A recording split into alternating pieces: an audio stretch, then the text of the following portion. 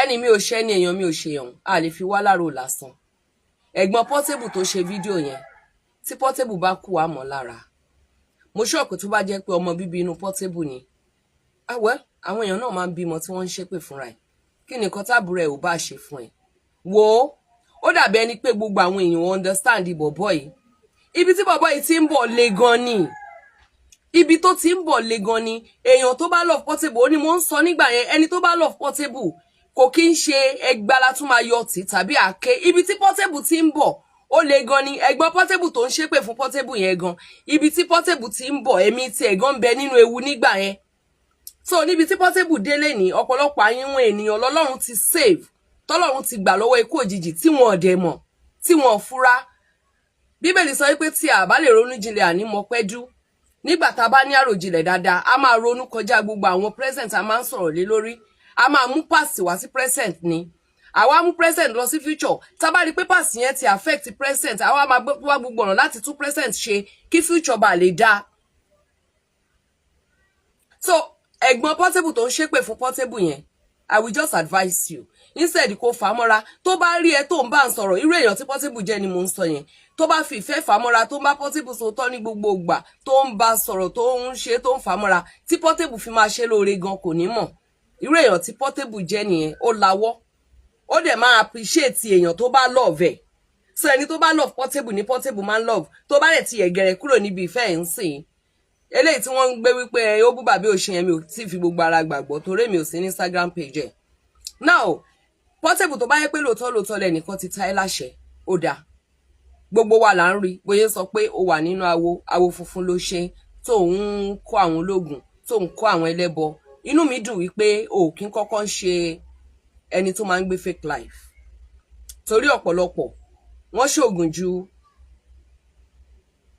kí ló fi ń gún ògùn náà wọ́n ṣoògùn ju ìkòkò tó fi ń jó ògùn lọ ṣùgbọ́n wọ́n máa gbé Jésù àti Ànábì Muhammad Al-Quran wọ́n á gbé sórí báyìí ni wọ́n máa parọ́ fún wa wọ́n máa gbá wa so mo máa ń láì kéèyàn face reality kò natural irú ẹni tó bá jẹ́ kò natural you know àwọn kankan wà tí kò àwọn à ń ṣe láìpẹ́ yìí tó ń gbé àṣà kí àwọn kan wà to show ibi tó belong sí mo máa ń láì kéèyàn natural wherever you are bring yourself out don't lie don't hide under a white umbrella when you are yellow or red or black or shit. Bó bá jẹ́ black tó bá gbéra ẹ wá people will see you as white.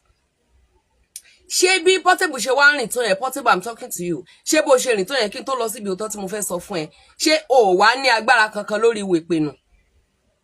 Tó bá wá ṣépè fún ẹ kò wá sí wèpènù bó ṣe rìn tó àbò kan fumble ni because èmi ò rò wípé kéèyàn fumble ẹni tó bá ń ṣe ògùn nǹkan àkọ́kọ́ tó bá ń kọ́kọ́ ṣe nǹkan àṣàsí ni ẹni tó bá ṣàṣìyàn kó dà lé lórí ẹni àwa náà ń gbàdúrà rẹ̀ ń ṣọ́ọ̀ṣì àwọn mùsùlùmí náà àwọn náà dẹ̀ hàn tó oríṣiríṣi lẹ́lẹ́kejì ni Mùyíbà táwọn mùsùlùmí náà máa ń ṣe ìbùkún kódà ìbùkún yẹn kò kọ́kọ́ ní síwájú èpènù nítorí pé bí àwọn èpè ò bá jáde kúrò nínú ayé èèyàn tí ègún ò jáde kúrò nínú ayé èèyàn blessing ò ní dé so Portable ṣe ò wá ní èmi ṣe ẹ níyè ní o tó bá pé lóòótọ́ ni wọ́n ṣépè fún ẹ ó yá lọ wẹ̀wẹ̀ pẹ̀nù náà ó lọ́wẹ́wẹ̀ pẹ̀nù ológun ni wọ́ so mi ò lè fi Jésù lọ ẹ ológun ni ẹ mi ò lè sọ wípé kó lọ máa ka Quran tó bá ń ṣe mẹ́ta lọ́kan Jésù ò lè gbé ẹ torí Jésù gangan fúnra rẹ̀ ti sọ wípé ò lè sin Ọlọ́run méjì wàá sìn kan wàá yà kan nípò sí ni kò possible ò lè sin Ọlọ́run àti Mámónì papọ̀ so tó bá yẹ pé Mámónì ló mú lọ bá Mámónì kí Mámónì kó wẹ ìpinnu lára rẹ̀ o tó bá jẹ́ ẹni number 1 ẹlẹ́kejì Portable bitter truth mo fẹ́ sọ fún ẹ yìí àwòrán tí mo fi síbí báyìí ẹ máa rí ṣe wá níbẹ̀ authentic ń bẹ ọjọ́ yẹn mo ń fi Ọdúnládé Adékọ́lá ṣe yẹ̀yẹ́ ni because ẹni ẹlẹ́ni dìmọ́ ìyàwó Portable ó ní ṣé o ti sọ fún Portable pé o máa dìmọ́ mi o you know ẹni tó mi ò ń fọ́nbù o èmi àtọkùnrin Ọdúnládé Adékọ́lá ò ń ṣe 5 and 6 o but Ọdúnládé Adékọ́lá is 100% aláwàdà nǹkan tó jẹ́ kí Ọdúnládé Adékọ́lá kó sáré roll ní industry tó fi sáré lọ ara ẹ̀ nìyẹn Ọdúnládé Adékọ́lá will not get to your location and be saying ẹ tètè bí start Ọlọ́run ti gbà fún tó máa ní pé torí pé wọ́n ti ń pè mí kò ní fi gbéraga sí i á dẹ̀ máa bá gbogbo èèyàn ṣàwàdà àtọmọ kékeré àtàgbà so àwọn má jẹ́ sọ pé everybody loves him, because nígbà tó bá sọ pé everybody loves someone, nínú àwọn tí wọ́n ń show ìfẹ́ yẹn, àwọn tó ń show ìfẹ́ jù lọ́pọ̀lọpọ̀ ìgbà ọ̀tá ni wọ́n, orí ń fọ́ mi, ọ̀tá ni wọ́n, you understand? So mi ní sọ pé everybody loves him. Then Odunlade Adekola is someone tó jẹ́ pé tó bá pàdé yín tẹ́ jókòó, tó ṣe fàájì fún yín, tó bá rí ẹ tó jù ẹ le, he will dig his hand into his pocket and make you happy. So nígbà tí artist kọ jáde pé Odunlade Adekola ó punish òun, béèrè nǹkan lọ́wọ́ ẹ kò fún mi mọ̀ nǹkan tó transpire níbẹ̀ yẹn, so àwọn nǹkan tí mi bá mọ̀ deep mi ò kí ń dá sí. Bóyá náà ń bínú sí, bóyá nígbà yẹn náà lówó lọ́wọ́, bóyá nǹkan kan fararọ, bóyá jíṣẹ́ kan fún, bóyá mi ò lè sọ pé, so mi ò ń dáyàn lẹ́jọ́ rú yẹn. Mi ò gbé mi èmi fúnra mi, tèmi bá ní ìdìrànlọ́wọ́ èèyàn, tí n bá béèrè tẹ́ni ò fún mi, mi ò ń sẹ́ni ẹ di ọ̀tá mi. Màá wò pé bóyá kò fẹ́ fún mi, bóyá kò like mi, bóyá òun gan ò ní, bóyá wọ́n tẹ̀ ti sọ pé kó má ṣe ní irú àsìkò yìí. Lọ́jọ́ kejì ẹni yẹn bó bá ṣe ń wò wípé ó béèrè lọ́wọ́ mi lánàá kò fún mi, ebo ló ní nǹkan ẹ̀, èmi tọrọ ni ó sì ní òsì, kí ni wàá sọ ẹ̀dọ̀tà sí? Some people will be bringing someone online, mo béèrè nǹkan lọ́wọ́ rẹ̀ kò fún mi, ó béèrè nǹkan lọ́wọ́ mi mi fún ẹ, wá fẹ́ bring me down. Ó yá wèrè nìyẹn now, ó yá wèrè nìyẹn, ò lè béèrè nǹkan lọ́wọ́ mi kò force mi pé dandan ni mo gbọ́dọ̀ fẹ́, tí spirit mi ò bá fún ẹ ńkọ́? Torí ọ̀pọ̀lọpọ̀ gan béèrè nǹkan lọ́wọ́ èèyàn tó yẹ pé wọ́n fẹ́ fi ṣe èèyàn ni. So Odunlade Adekola was jovial with, látijọ́ tí Portable ti ń ṣe nǹkan ìyẹn ló irritate mi jù, ó irritate mi gan. Ṣé mọ̀ pé Davido help ẹ, ó yá èèyàn lè help èèyàn, kẹ́ni ẹ kó tún ṣe nǹkan sí ọ kó máa sọ pé ṣe tòró help mi, nígbà tó dẹ̀ yẹ pé a ní ẹ̀kọ́ lé lòun náà kó jù sí, kò lè bú Pasuma torí Pasuma ó mọ ìwọ̀n rẹ̀, torí mo ti rí táwọn èèyàn sọ pé Pasuma ṣì máa collect, Pasuma ò lè collect lọ́dọ̀ Portable torí Pasuma mọ ìwọ̀n ara ẹ̀. Pasuma will even, Pasuma rí pé nínú relationship wọn yẹn Pasuma rí Portable bí ọmọ kékeré, ó dẹ̀ ń ṣe bí lad. So kò sí kankan tó máa ṣẹlẹ̀ láàrin òun àti Pasuma tó fi máa wọ́ Pasuma ni, I'm telling you. So but tí Odunlade Adekola yẹn ó crazy. Portable, if you watch me, I'm sorry, you know I don't insult people. Ipò ọmọ ló wà fẹ́mi pẹ̀lú èjì yẹn o, wallahi ta'ala ìsúnmọ́ bí láì lásìláwà, ipò ọmọ ló wà fún mi, ipò ọmọ ló wà fún mi. How do I in 1989 when I finished my secondary school after tí mo ti kọ́kọ́ waste 3 years nífẹ̀ẹ́ dé primary 3 kí n tó dọ́dẹ̀ mú, kí n tó bẹ̀rẹ̀ primary 1, kí n tó tún wá dé form 2, kí n tó wá ní Whitlow, kí bàbá mi tó wá sọ wípé kí n lọ tún form 2 yẹn kà nítorí pé mi ò ṣe exam, tọ́n ìgbà kan promote mi, tọ́n ìgbà kan tún exam tèmi ṣe fún mi.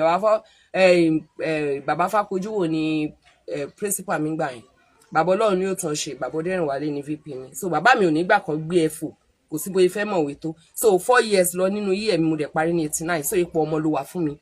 So I'm talking to you now like a mother. Má wo face mi o, bá ṣe rí family wa nìyẹn o. But ọmọ kékeré ni mi. So Odunlade Adekola was now jovial with ìyàwó Portable. One, Odunlade Adekola kíni irritate mi ni mo ṣe sọ̀rọ̀ fún lọ́jọ́ yẹn. But mind mi sọ fún mi pé kí n máa sọ fún Portable wípé kó ṣọ́ra ilẹ̀ gbígbẹ́ yọ̀yàn. Ẹ lọ wo fídíò yẹn, mo kàn ṣe on a lighter mood ni, bí mood mi ṣe sọ ni mo ṣe ṣe. Ẹ mọ̀ pé mi ò kí n prepare fún show. Now, mo dẹ̀ fẹ́ máa ṣe kí n máa ránṣọ mi lọ ni o, torí mi ní wọ kíní o. Odunlade Adekola wá ń bá ọmọ yẹn ṣeré wípé ṣé o ti sọ fún Portable pé ó máa dì mọ́ mi? Ṣé statement yẹn rotten ni? Statement yẹn ò rotten.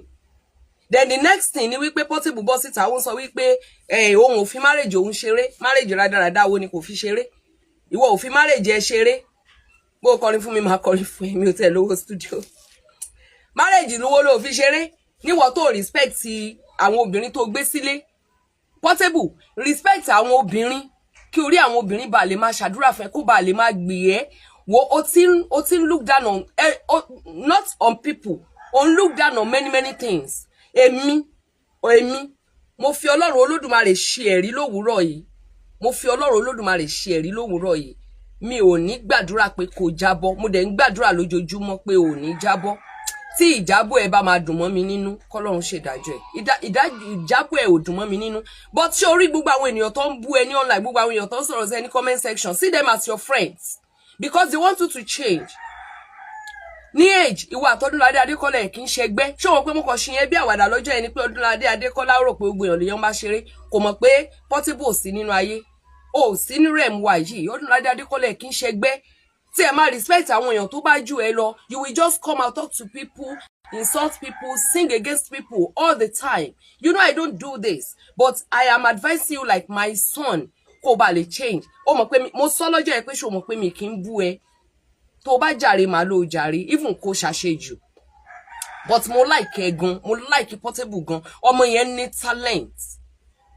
Sometimes mo máa ń wo Portable Ọlọ́run mo máa ń rí our past hero. Mi fẹ́ mention orúkọ wọn rárá láàárọ̀ yìí.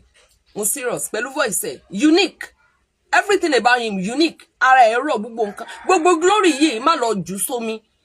People are turning against you and you don't ẹ̀yin fans mi ní Ìbàdàn ẹ̀yin odide òun bá gbogbo ará Ìbàdàn jà kò lè possible now. Òun bá ìyàwó ẹ̀ jà ó kọjú sí gbogbo ará Ìbàdàn wọ́n bá ìyàwó ẹ̀ ṣeré ó bẹ̀rẹ̀ sí ní ó lọ sí online ó ní ìwọ ṣé ìwà Tọ́dúnládé Adékọ́lá wà nínú ẹgbẹ́ lórí pé wọ́n ṣàwàdà lásán àwàdà ló bẹ́ẹ̀ ṣe o.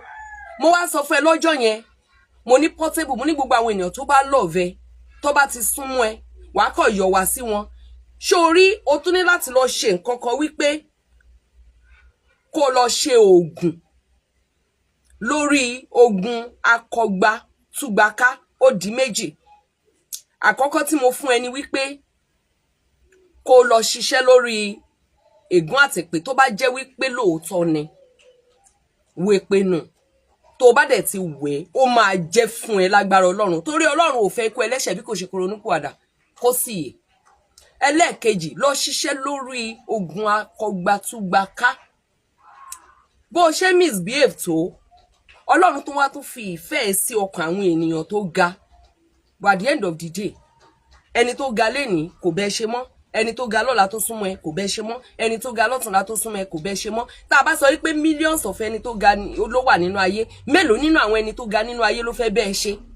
So tó bá jẹ́ pé 20 lọ́lọ́run ti assign pò máa bẹ́ẹ̀ ṣe nílé ayé tó ti lé 18 ìdànù ó kù méjì tó dẹ̀ ń bọ̀. I'm afraid you are not even interested in tó bá ti ṣe nǹkan kan kékeré come out. Ìwọ́dẹ̀ ni yìí tó ṣe pẹ̀lú wọn you will know that mo mọ̀ pé tó bá dúró tí yóò máa dúró tẹ́ni kan ẹni tó bá dẹ̀ love ẹ lò love kò ṣe pé kàn máa dédé pick èèyàn.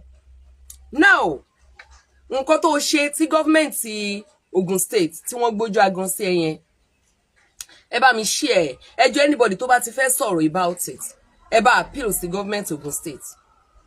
Nǹkan kẹta kí n tó gbàgbé nǹkan kẹta tí mo fẹ́ kí Portable kó lọ ṣiṣẹ́ lé lórí. Portable lọ́dọ̀ tèmi èpè ẹ̀gbọ́n ẹ̀ ò mú ẹ lọ́dọ̀ tèmi èpè ẹ̀gbọ́n ẹ̀ ò mú ẹ wàláì máa gbọ́ o. Sórí nǹkan tó bá ń jẹ láti ẹnu wọnú Bíbélì sọ wípé ohun Alhaji Gbenga làwa mi náà fi kọrin wọ́n ní ohun tó ń tẹnu jáde kò mú ní dẹ́ṣẹ̀ ohun tó ń tẹnu wọnú kò mú ní dẹ́ṣẹ̀ ohun tó ń tinú jáde ìyẹn ló burú. Sórí ohun tó ń ti ẹnu wọlé kò mú ní dẹ́ṣẹ̀ o. Gbogbo máàmù tí mọ́ máàmù sìgá mọ́ máàmù gbó mọ́ máàmù gbá mọ́ kò mú ní dẹ́ṣẹ̀ o. Torí wípé àgọ́ ara ẹ ló ń bàjẹ́. Bó bá mu sìgá tó ń hùwà tó dáa pẹ̀lú Ọlọ́run ò ṣetán láti yàn ẹ́ nípò sí o. Ṣùgbọ́n mo ti rí ẹni tí tábà ò jẹ́ kó wọlé ìjọba ọ̀run o. Ó kú ó jí létí bojì. Àwọn èèyàn fọ́nká torí kí má lọ mislead ẹ o. Àwọn èèyàn fọ́nká wá lajú. Ó dẹ̀ cause pastor ẹ̀ wípé nígbà tí ẹ mọ̀ pé mo mu tábà ẹ dẹ̀ correct mi pé kí n má mú. Ṣùgbọ́n mo ti dẹnu ọ̀nà ọ̀run sìn wọ́n ní gbogbo iṣẹ́ rere mi wọ́n ní tábà rùn lára mi wọ́n ní mi ò lè wọlé. Ẹ dẹ̀ mọ̀ wípé wọ́n dẹ̀ sọ wípé ẹ mọ̀ wípé ó yẹ kẹ́ correct mi ṣùgbọ́n nítorí iṣẹ́ tí mò ń gbé ṣe nínú church kí má bàa stop òun lẹ ṣe sọ fún mi bó ti wulẹ̀ kí iṣẹ́ ìsìn rẹ tó láyé ìwọ náà ò ní dọ̀run máa yẹn dẹ̀ kú padà. Èmi gbogbo nǹkan tí mo bá ti sọ òótọ́ ni o ni mo sọ o.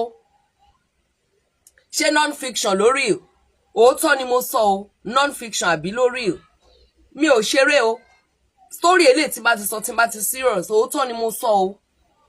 When I use the story that comes from my head láti ṣe drama nínú program mi èyí tí mo bá sọ ní abala tìtàn tìmọ̀ràn òótọ́ ni o I don't fake people about that o but gbogbo drama tí n bá ṣe inú ọpọlọ mi ló ti ń wá mò ń kọ bí mo ṣe ń kọ ló ń wá ṣùgbọ́n eléyìí tí mo bá fi mú wá gẹ́gẹ́ bí ìmọ̀ràn ó ṣẹlẹ̀ ní o Portable nǹkan tó o bá mọ̀ pé tó o bá ti jẹ́ ó máa ń jẹ́ kó wà insane jọ ọmọ ìyá mi stop ẹ mo fọlọ́run bẹ́ẹ̀ ni mo fi Ọlọ́run Olódùmarè bẹ́ẹ̀ mo fẹ́ fún ẹ ní assignment kan lọ gbé King Saheed Òṣùpá síwájú ẹ kó analyse ẹ lọ gbé Kwam 1 síwájú ẹ kó analyse ẹ lọ gbé Alhaji Pasuma Wonder síwájú ẹ kó analyse ẹ lọ gbé Ṣẹ̀fí Ọmọko síwájú ẹ lọ gbé Alhaji Ayuba ṣó mọ̀ pé Fuji ni mo mú lọ gbé Alhaji Kollington Àyìnlá lọ gbé síwájú ẹ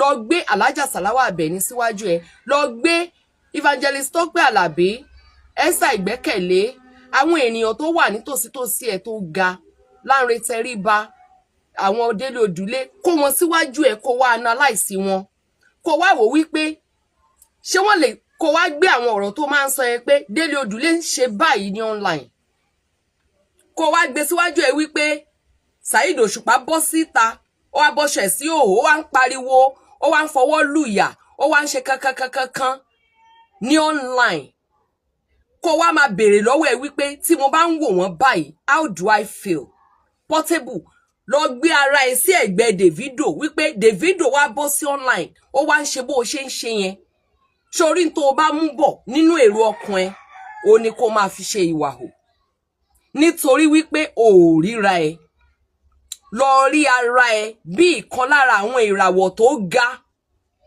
tí kò lè sọ̀rọ̀ anyhow mọ́ tí ò lè hùwà anyhow mọ́ tí ò lè ṣe anyhow mọ́ sórí a lot of things ló yẹ kó máa jẹ́ ìjẹ fúnru wa tí ẹ̀rù á máa bà mí pé tó bá lọ bọ́wọ́ mi níbẹ̀ tó bá tiẹ̀ bọ́ sí social media báwo ni mo ṣe fẹ́ defend ẹ̀ máa gbójú ń bẹ̀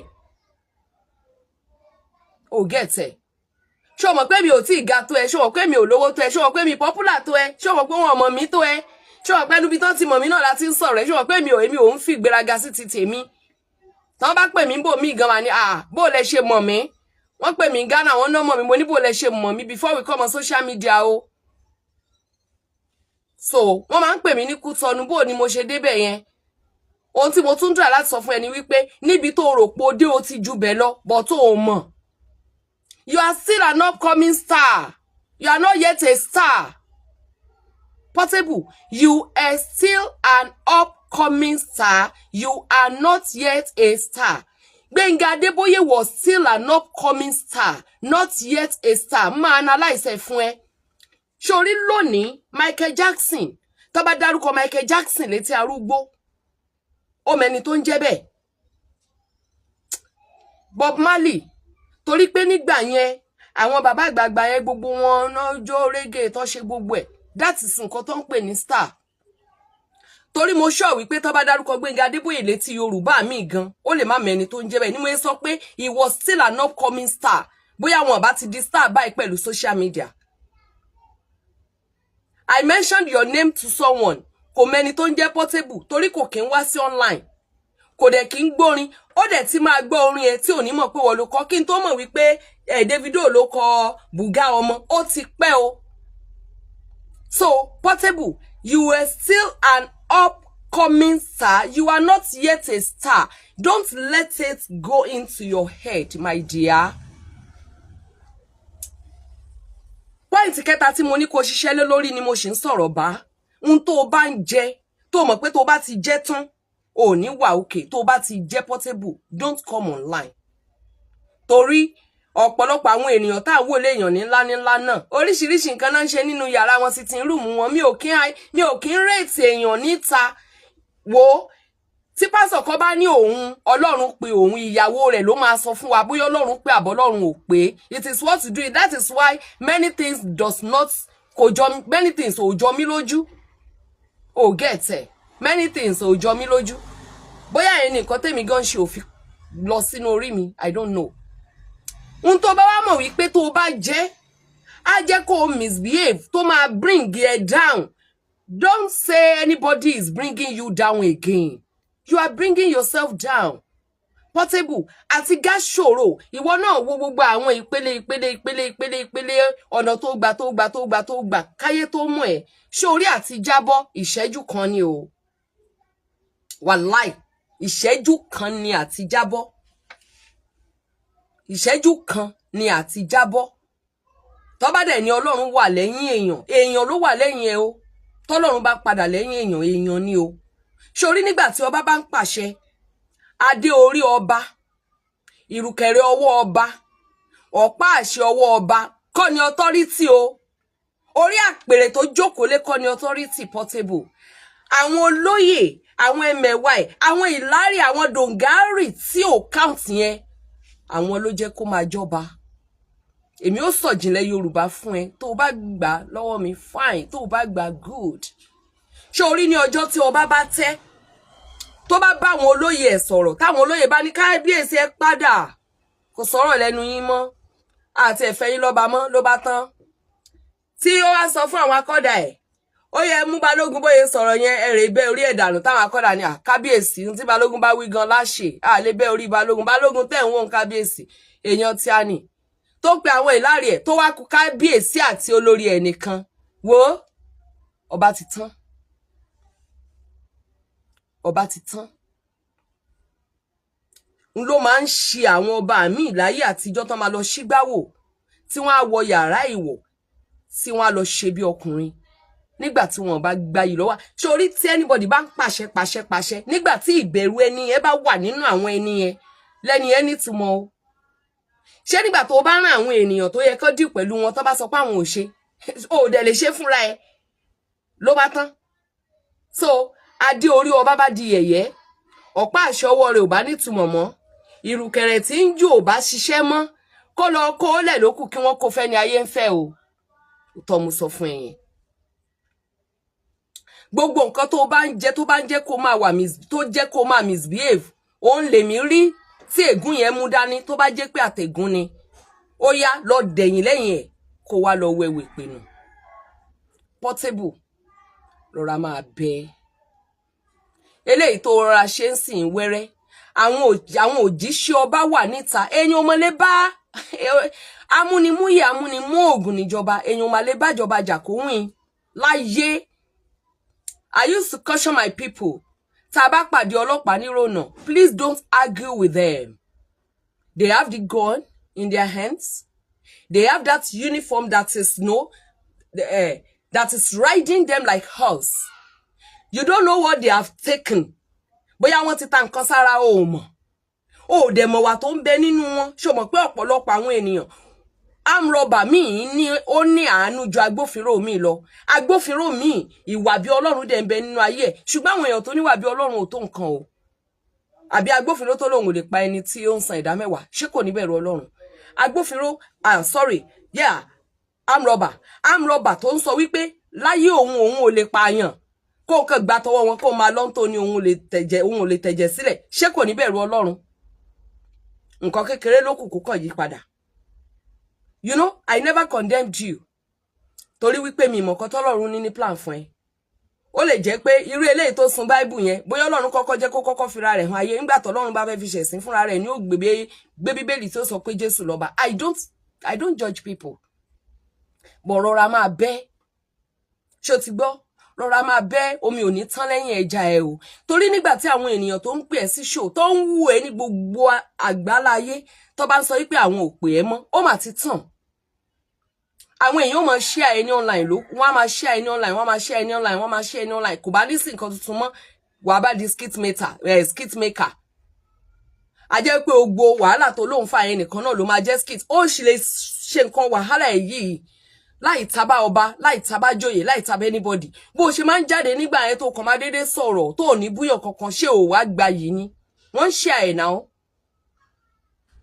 o respect ilé ẹ̀ wá gbéyàwó ẹ̀ síta wá mú lẹ́sẹ̀ ẹ̀ wò bó ṣe dámì yánkanyànkanyànkanyànkan mi ò fẹ́ mọ nǹkan tó bá dọ́dọ̀ ẹ mi ò fẹ́ mọ bó ṣe dọ́dọ̀ ẹ bọ́ tó bìnrin ní ọmọ yẹn náà dẹ̀ ré ègún lé ẹ lórí ọjọ́ wo ló ṣépè ọjọ́ wo ni nǹkan ti ń ṣẹlẹ̀ òṣìṣẹ́ ọba wà níwájú ta oníwọ ní town planner oníkan má pera wọn ní town planner mọ́ o ò mọ̀ túmọ̀ ẹni sórí nǹkan tó bá ti fẹ́ sọ jáde máa béèrè lọ́wọ́ àwọn ènìyàn tó kàwé pé tí mo bá sọ kíní implication ẹ̀ tàbí kó jẹ́ kí lọ́ọ̀yà kan máa wà nítòsí ẹni gbogbo ìgbà tó o bá ti kọ́kọ́ ṣe skit yẹn tán tó o record ẹ̀ kó jẹ́ kí lọ́ọ̀yà ẹ̀ vet ẹ̀ kó wá sọ pé ọmọ Ọlálọmí yọ yìí kúrò yọ yìí kúrò yọ èyí kúrò yọ èyí kúrò o lówó láti ṣe o mi ìfẹ́ kó lọ́ọ̀lẹ̀ ní o ni mo ṣe ń fún ẹ láwọn ọ̀mọ̀ràn yìí o ò ń dárúkọ governors Dàpọ̀ ò ń dárúkọ ex-governor ò ń dárúkọ ex-governor ò ń dárúkọ present governor in a ridiculous way o dẹ̀ fẹ́ oníbàwí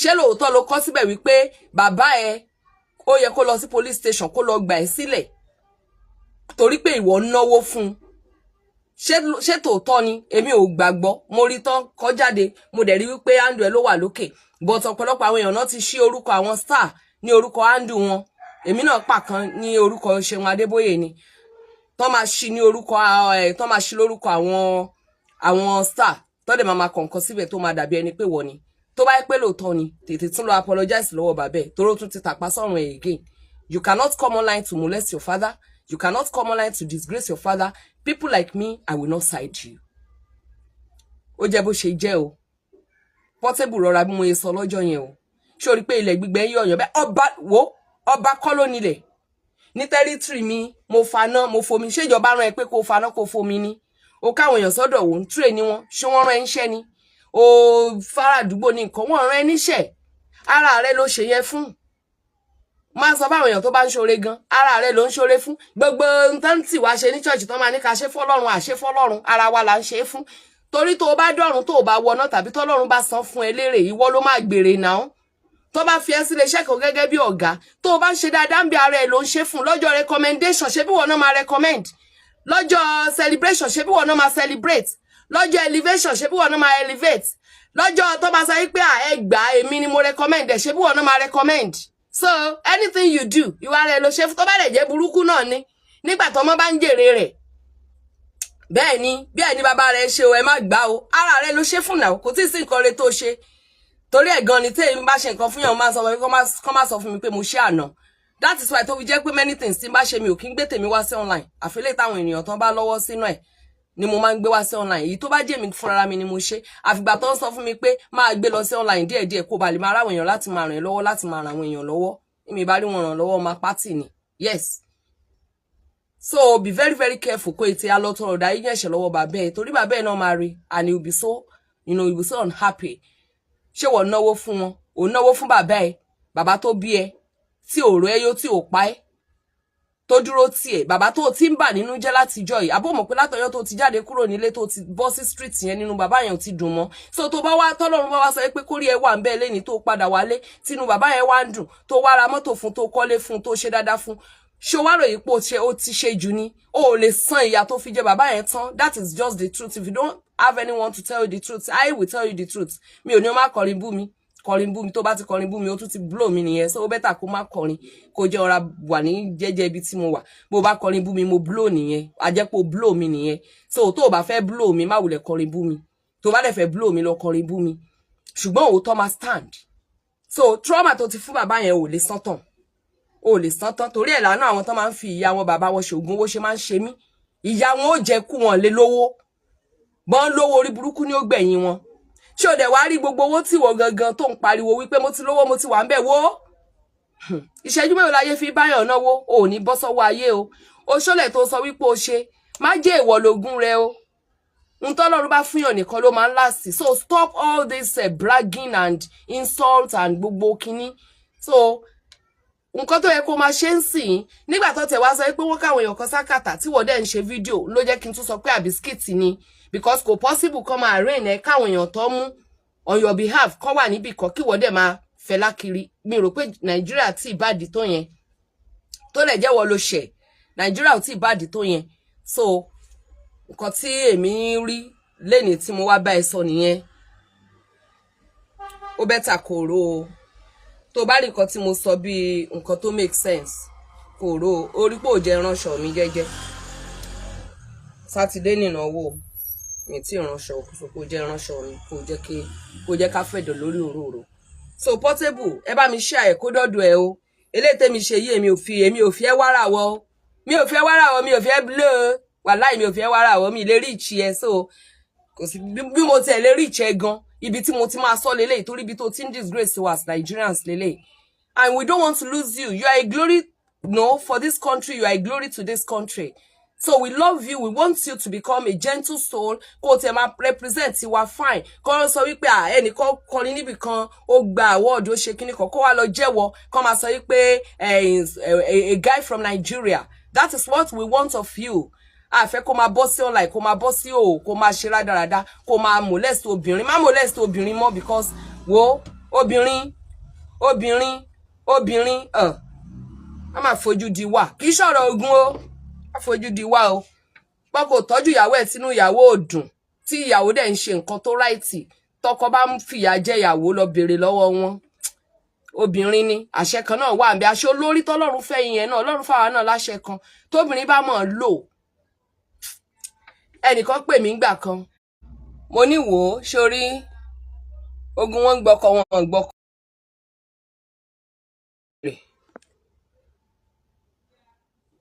bólógun wọn gbọ́kọ wọn gbọ́kọ ẹ mọ́ fi halẹ̀ mímí tí n bá ṣe nǹkan tó ráìtì pẹ̀lú ọkọ mi ò lè gbọ́kọ mi tí n bá fẹ́ fọkọ mi sílẹ̀ fún ẹni wàá gbà á bó bá pàdé ọkọ mi lọ́nà tó bá fẹ́ mọ́ gbé lọ èmi ò lè má jà sí gbogbo rádaràda yẹn ló dẹ̀ bá mi sọ rádaràda online mo ṣe ṣó náà ni ló pè mí ló ń bá mi sọ rádaràdan rédèrèdè mú ni àwọn tá lóró sí èmi ni màá máa sunkún kíní obìnrin ni mí náà if I do my right tí mo ṣe nǹkan tó tọ́ ó sọ ipò fẹ́ gbọ́kọ tèmi ló ò lè rọ́kọ mi gbé lọ tí n bá fẹ́ yọ̀ǹda ẹ̀ fún ẹni tí mi bá yọ̀ǹda ẹ̀ fún ẹ is coming back mi dẹ̀ ń ṣolóògùn tí n bá ṣoògùn sọ́kọ mi rí káyé mi ó bàjẹ́ mi dẹ̀ lè ṣe tí Jésù ó fi dé wàláì mi lè torí ẹ̀ lórí òkè Jésù ń gbọ́ mi ní pé wòlíì pé ẹ jọ̀ọ́ ó ti lọ ẹ bá mi gbà padà bírú ẹ̀ bá ṣẹlẹ̀ sí mi tí family bá pè mí máa sọ wípé ẹ jọ̀ọ́ sà ọmọ mo yọ̀ǹda ni máa sọ lèmi máa sọ bẹ́ẹ̀ ni torí gbogbo nǹkan tó máa ń dààmú àwọn èèyàn tó máa ní ẹyin wọ́n gbọ́ bá fẹ́ gbọ́kọ kó lọ gbọ́kọ ṣé wọ́n ń gbọ́kọ ni wọ́n gbọ́kọ èèyàn kò sẹ́ni kankan tó ń gbọ́kọ èèyàn gbogbo wọn ń gbọ́kọ wọn gbọ́kọ yẹn ọkùnrin ló lẹ̀bi I'm still coming to teach us more on it yàtọ̀ sílẹ̀ tí mo sọ lánàá wọ́n gbọ́kọ ẹwà bẹ̀rẹ̀ ẹkún start a new life now does he love you ọkọ tán gbà lọ́wọ́ rẹ̀ ṣó love ẹ ni ọkọ tán gbà lọ́wọ́ ẹ ò love ẹ now because tó bá love ẹ kò ní gbére fẹ́ lómi èèyàn wá lọ sọ́dọ̀ ibòmíì ó lọ sí ibi new wine tó máa love jù mí lọ máa sunkún kiri máa fresh o ìgbà yẹn máa fresh jù torí gbogbo àwọn nǹkan tó natural tá fi máa ń fira wa ṣe yẹ̀yẹ́ yẹn àwọn nǹkan ogun tápá wa ò ká tá máa ń fira wa ṣe yẹ̀yẹ́ sí tàbí tá máa wá majors of someone tá máa ní ó ti ṣẹlẹ̀ sí o bí ìgbà téèyàn ń dunnú ẹni tó ń dunnú yẹn gangan títẹ̀ náà wà tó dúró tì báyìí gbọ́n tí ó ti farahàn so tó bá ṣẹlẹ̀ sí ẹ tó wá lọ kú ó ń pẹ́ kó tó kú dànù ó ń pẹ́ tó kú sígbó mo sọ fẹ́ ni ẹ tó ń bá mi sọ rádaràda lórí kí mo ṣe o fẹ́ fọ́kọ mi ni tó bá fẹ́ fọ́kọ mi ó yá lọ try ẹ̀ kẹ̀dẹ̀ tọ́jú ara yín ṣáà tọ́jú ẹ̀ dáadáa kó má jẹ́ nǹkan ó ṣe bó ṣe bá ní kó ṣe ṣe o tàbí kó ṣe dáa jù bẹ́ẹ̀ lọ tí n bá ṣojú ṣe mi tí mo bá ṣojú ṣe mi ọkọ tèmi ó padà wálé tó bá tiẹ̀ fẹ́ mi ò sọ ipò fọ́kọ mi o n tó bá mi sọ mi ò lè sọ torí ẹni yẹn náà wà online wọ́n wò mí torí sọ nǹkan kan fún mi online tó ní mo máa ń ṣe and I don't do it ó ní Tinubu ti bí mi ó ní mo máa ń ṣe pé ẹgbọ́n mo máa ń ṣe pé fún yàn I don't curse people so bó bá tún wò mí tó bá tún fẹ́ fọ́kọ mi lọ fẹ́ lọ dènà dé lọ lo gbogbo nǹkan tó bá ní kó fẹ́ kó gbé sọ́dọ̀ kó bẹ̀rẹ̀ kí wọ́n kó bẹ̀rẹ̀ níbi tí mo parí ẹ̀ sí kò lè ò lè cope wàláì ò lè cope torí èmi láwọn technique kan tí èmi ní àwọn technique ti tèmi lọ́wọ́ o gbọ́ mo ní àwọn technique ti tèmi lọ́wọ́ mo ń sọ fún Portable ni àwa obìnrin ni kò nídìí oògùn o nídìí láti fọ abẹ́ sínú kíní fún ọkùnrin o need kódà o nídìí pẹ́pẹ́ fúrú sórí gbogbo pẹ́pẹ́ fún tó máa ṣe ó yá máa gbé pẹ́pẹ́ fúrú fọkùnrin má jẹ́ kó gbé lọ má jẹ́ kó jọ́kọ́ ẹ gbé kó máa wọ translucent aṣọ ẹni tó ti bẹ́sùn níwà ló máa wọ translucent kí ẹ máa wọ translucent aṣọ kí ẹ máa ṣe gbá kí o tọ́jú ẹ̀ lásìkò gbómi sí bátírúùmù ẹ̀yin dáná ní ìdájí dáná ní kinní kan mi ò kálà ìhì ẹ̀. Just do the right thing. Mo sọ fún mà yẹn pé o lè cope láti ṣe the right thing torí the right thing kọ́ ni nǹkan tá à ń sọ jáde lẹ́nu yẹn. Get it? The right thing kọ́ ni nǹkan tá à ń sọ jáde lẹ́nu yẹn. Tó o bá ti mọ the right thing, you cannot cope with your husband. O lè cope. That doesn't mean you will not fight. Tíjà bá wọ èmi ò já ni. Tíjà bá ti wá màá já. Tíjà yẹn bá dẹ̀ ti lọ kó lọ. Tí n bá sọ pé kò ní tán kò ní tán. Tí bá dẹ̀ ní kò ní tèmi mo mọ nǹkan tí mo sọ pé kò ní tán. Mo dẹ̀ máa dúró tì torí máa right. Àwọn bí tèmi burú sí nìyẹn tó bá wò pé àbóyá wọn ní ṣe wá dé ibi àwọn bí tí mo burú sí máa ń burú gan pẹ̀lú òótọ́. So tí obìnrin bá ṣe nǹkan tó tọ́ Portable má fi wọ́n yílẹ̀ tó mo sọ fún ẹ yẹn. So àwa tẹ̀sẹ̀ wá dẹ̀ rinlẹ̀ nílé ọkọ ẹ má jà fún àwọn tí ó ẹsẹ̀ wọn rinlẹ̀ nílé ọkọ ṣe yẹ̀yẹ́. Ẹ má jà fún àwọn tí irú àwọn tí Portable tó ń gbé yílẹ̀ yìí ẹ má jẹ́ ká fi wọ́n ṣe yẹ̀yẹ́. Serious. Tí nǹkan bá dúró dédé fún ẹ má fi àwọn tó dagun fún ṣe yẹ̀yẹ́ nítorí àwọn tó dagun fún yẹn àwọn náà fẹ́ kó dúró dédé. Ìwọ tó dẹ̀ dúró dédé fún má rò pé tó dúró dédé fún ẹ ò ń ṣe nǹkan tó yẹ ń ló fi permanent irọ́ ni kò permanent. Tó bá máa permanent tó bá máa permanent kì í ṣọlọ́run gan ló máa ṣe wàláì kì í ṣọlọ́run. Àwọn cases kan wà I don't take them to God. Àwọn cases kan wà I don't take them to God. Mo ń bẹ̀rìn bóyá mo ní ẹbí ọkọ mo dẹ̀ mọ̀ páláṣẹ́wó ni ẹ tó ṣàn kóbìnrin ṣá tó ṣàn ṣe gbogbo rádaràda. I don't take such a case to God. Ṣé kí n sọ fọ́lọ́run wípé kó sọ fún ẹ wípé kó di ìríra sáwọn obìnrin ni àbí kí ní kó má kóbìnrin mọ́. I don't take cases like that to God. And mi ò ní sọ wípé ó máa ń kóbìnrin o mi ò ní jowú o pé ó ti ṣe o tí n bá make expression bí ìgbà téèyàn jowú mo kàn fi ṣakọ ni pé kéèyàn náà kàn fi yọ̀ síyàn mi ò ń jowú gbogbo rádàdà ẹ̀ torí ohun tọkùnrin ó ṣe lọkùnrin máa ṣe. Ṣé bẹ́ẹ̀ rí bí Portable ṣe ń sọ pé òun bá àwọn ọ̀rẹ́ ìyàwó òun marriage tó count ó ń bá wọn sùn. Ohun tọkùnrin máa ṣe lọkùnrin máa ṣe. Àdúrà wàláì àdúrà òràn kẹ́niyẹn jẹ́ pásítọ̀ àdúrà òràn. Lọ́wọ́ gbégbá ọpẹ́ 20 years of broken marriage restored. Àbí ò ní dá fún marriage ni. That is why I said I don't appreciate marriage. I appreciate good couples. Kí wọ́n lọ́kọ kó mọ ó ń fọ̀rẹ́ ó ń bá ọ̀rẹ́ mi sùn ó ń bélé sùn ó ti bá yàn sùn màá tún wá gborí òkè lọ. Lásìkò tó yẹ kí n mọ jẹun kí n mọ fáyìn kéèyàn gidi mi ò bá lè rí mi. Èmi ò ní lórí òkè o Ọlọ́run gan mọ̀ pé n ò ní bò ń sọ̀rọ̀ rú ẹ o. Ọlọ́run mọ̀ pé nǹkan tí máa bò ń sọ ni pé Olúwa nínú rẹ́dẹ̀rẹ́dẹ́ tí mo wà yìí gbé mi jáde.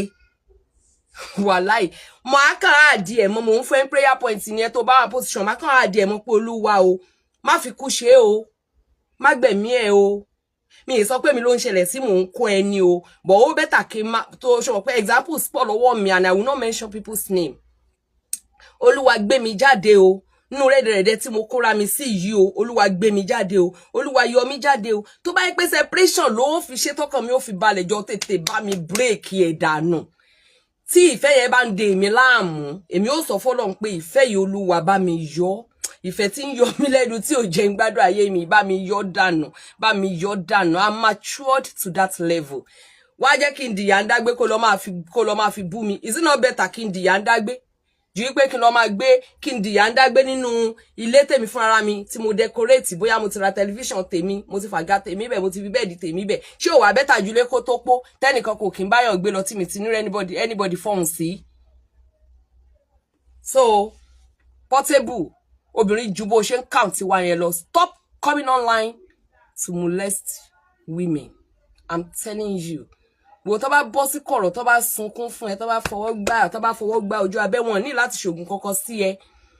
Bó tẹ̀ jẹ́ pé mi ò encourage there is nothing your husband will do for you. Má kọ̀ ọ̀sẹ̀ náà Ọlọ́run obìnrin ò ní ìdẹ̀ bí ó ṣe rí fún èrè tó bá jẹ́ pé àfi pé àdàbí tó jẹ́ wípé separation yẹn Ọlọ́run mọ̀ọ́mọ̀ jẹ́ kó ṣẹlẹ̀ ni tí wọ́n wá ń sunkún wípé dandandandan separation yẹn ò gbọ́dọ̀ ṣẹlẹ̀ ó dẹ̀ ní reason tó pé it is àdúrà tí wọ́n ń gbà wípé Olúwa take me to next level this level tó kọ́kọ́ wà yìí ibi tó ti máa mú ẹ kúrò tí wàá fi lọ sí next level ní marriage burúkú tó kóra ẹ sí nínú. If we understand God, we know how to pray. If we understand God, even when we are in distress, we appreciate him.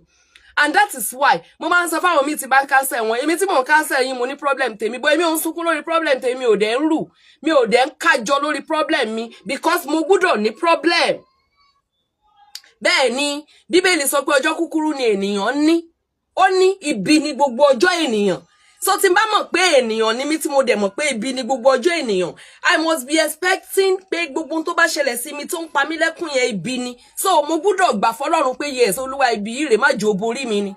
Èèyàn ni mí náà ṣé mo jọ́ Ọlọ́run ni nígbà tí àwọn èèyàn gan jẹ́ problem Ọlọ́run nígbà tí Jésù gangan tó wà láyé tó sọkún àbí kò sọkún níbi òkú Lásárù àbí nígbà tí ọjọ́ ìjìyà yẹn dé Jésù sọ pé àbádẹ̀ yọ aago ìkúrò lórí mi àbí nígbà tán kan ọwọ́ Jésù tí ò dẹ́ṣẹ̀ mọ́ àgbélébù àtẹsẹ̀ rẹ̀ kò feel pains àbí Jésù sọ wípé nígbà tá a ṣe èyí sí igi tútù mélòó ni sí igi gbígbẹ nígbà tá a kan ọ̀rọ̀ Ọlọ́run má àgbélébù mélòó ni àwa tí ọ̀rọ̀ yẹn ń kọ́. So if you know you are a human being when you have a problem you will not go depressed yín ilé wọ depression torí sometimes mo máa ń gbàgbé pé mo ní problem you understand torí mo ní ìtẹ́lọ́rùn ṣùgbọ́n tó bá wá di pé bóyá nǹkan kan ni mo fẹ́ ṣe ó kọ̀la ó kọ̀tún ló dẹ̀ máa mú ẹ̀sìn wá such a cases lèmi máa mú lọ́dọ̀ Ọlọ́run o Ọlọ́run mi gbọ́dọ̀ ṣẹ̀sìn o ẹlẹ́dàá mi ò gbọ́dọ̀ ṣẹ̀sìn o Olúwa ò dẹ̀ mọ̀ o èyí tèmi náà ni mo dẹ̀ fi ń ṣe dáadáa o Olúwa mi ní káyé èèyàn bàjẹ́ máa sì règùn tóró tí ní ká sí òun nírègùn o wàláì mi ò dẹ̀ ní ṣẹ̀sìn so Portable ò ní ṣẹ̀sìn yé fi wá ṣẹ̀sìn obìnrin tó bá ti bá sùn ó dáa kò dáa má fi ṣẹ̀sìn mọ́ ẹ̀yin ọkùnrin obìnrin tẹ́ ẹ bá ti bá sùn ó dáa kò dáa má fi ṣe ẹ̀sìn mọ́. Stop disgracing women and women stop killing your husband stop killing your men o stop killing your men o ó dáa máa pa wọn toró ṣe ẹ jẹ́ kẹ́yìn tèmi friend ìwọ lọ ìwọ ojú fóònù yìí máa ní problem gan o ẹ má worry ẹ gbàdúrà kọ́ ló ń pèsè owó fún mi kí n sáré lọ rà mí mo ti fẹ́ rà mí ṣùgbọ́n I discover ògbìn ojú kan ó dẹ̀ ń ṣiṣẹ́ pápá mo dẹ̀ láwọn kan tó ní problem ojú lọ́wọ́ so mo sáré kọ́kọ́ ra mẹ́rin láti pín fún wọn. One is 26,500. It works like magic. Mi ṣeré. So mo ní láti sáré pín fún wọn mo sì tún ní méjì ńlẹ̀ bó la ṣe ra fóònù a máa rà náà a máa rà friend torí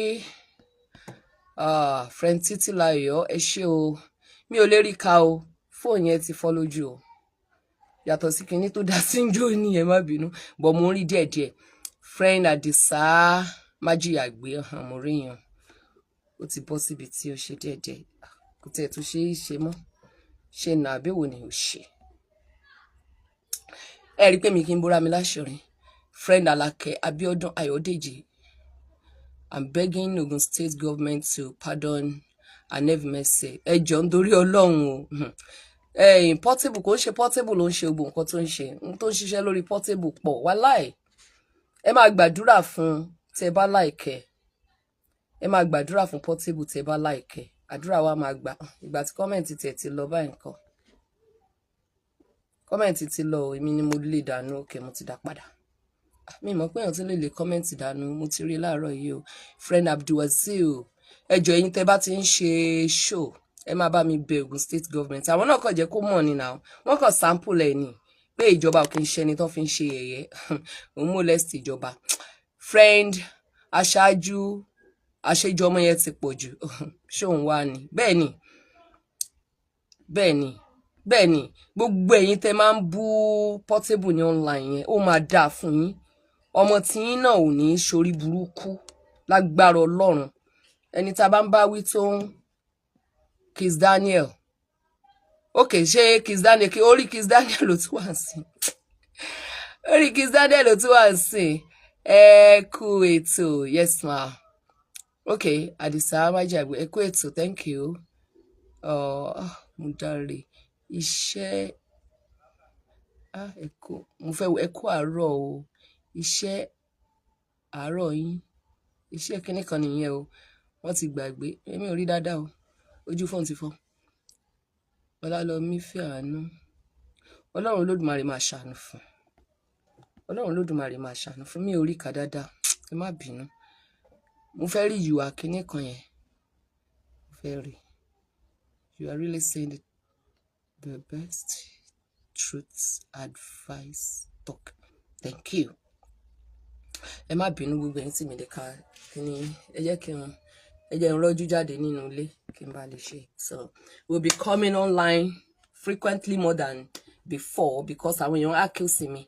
Wọ́n ní mo sọ pé mo yọ̀lẹ. Ẹ̀dẹ̀ há yẹn sórí. Láti jọ́ tí mo ti sọ pé mo yọ̀lẹ ẹ̀dẹ̀ há sórí. So I will endeavour to be coming frequently to share. Torí èyí tí mo ń ṣe ní Fàájì FM mi ò wá sí online mọ́. Mi ò wá sí online mọ́. Mo kàn máa ń ṣe síbẹ̀ fún rédíò. So ká ṣe kó má bàa pọ̀ jù. So I'll be coming online to, you know, to say things. Ẹ lọ wo nǹkan tó wà ní ìsàlẹ̀ tí mo kọ́kọ́ share yẹn.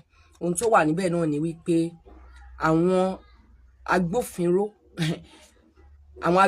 mú àwọn ọ̀daràn tí wọ́n wà nínú ẹ̀wọ̀n. Mo mọ̀ pé ẹni tó bá ẹ̀ṣẹ̀ fẹ́ wò wọ́n lè má lè wò débi. Bọ̀ ẹ̀yin tẹ́ ṣì wà pẹ̀lú mi. Àwọn agbófinró mú àwọn ọ̀daràn tí wọ́n wà nínú ẹ̀wọ̀n tó ń serve jail time lọ́wọ́.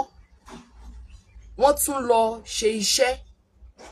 Wọ́n tún ṣiṣẹ́ wọn lọ nígboro. Wọ́n dẹ̀ ṣe padà sínú ẹ̀wọ̀n. Mi fẹ́ sọ lóyìnbó wípé bí Nàìjíríà ṣe rí nìyẹn. So torí Nigeria is our country. Ṣùgbọ́n èmi mọ̀ wípé tí ìwọ bá jẹ́ ẹni tó ń dáàbò bo ìwà tí ò tọ́, it is coming back to you. Wàláì. Mo fẹ́ rántí nǹkan kan tó ṣẹlẹ̀. Arákùnrin kan was a rapist. Wọ́n wá mú ní àdúgbò kan tí mo gbé. Ṣé l'Ékòó ni? Àbí Ifẹ̀? Ó dàbí pígbà tí mo wà ní Ifẹ̀. Ní mo kúrò ló ti ṣẹlẹ̀. Wọ́n wá mú ọlọ́pàá kan. Ó wá gba kéèsì yẹn lọ́wọ́ wọn. Ó wá free ẹ̀. Wọ́n wá rape àwọn ladies méjì, àwọn ọmọ kéékèèké, ọmọ 15, ọmọ 14, méjì wọ́n ń lọ. Àwọn guys yẹn wà nínú ilé. Wọ́n wá ta àwọn ọmọ yẹn wọlé. Àwọn mẹ́rẹ̀ẹ̀rin wá rape wọn. Wọ́n wá kó wọn lọ sí station tó súnmọ́ ibi tí ẹ mọ̀ pé jurisdiction àwọn stations náà ti máa ń ṣiṣẹ́. Wọ́n wá kó wọn lọ sí station tó súnmọ́ ibi tí ìṣẹ̀lẹ̀ yẹn ti ṣẹlẹ̀. So oníkálùkù wá ní láti pe àwọn parents ẹ̀ wá. Ṣé wá rí ọlọ́pàá tó handle case boy yẹn? Ó wá rí pé ó wà nínú àwọn tí wọ́n rape ọmọ ẹ̀ 14 years. Tó defile. Ó sunkún bitterly.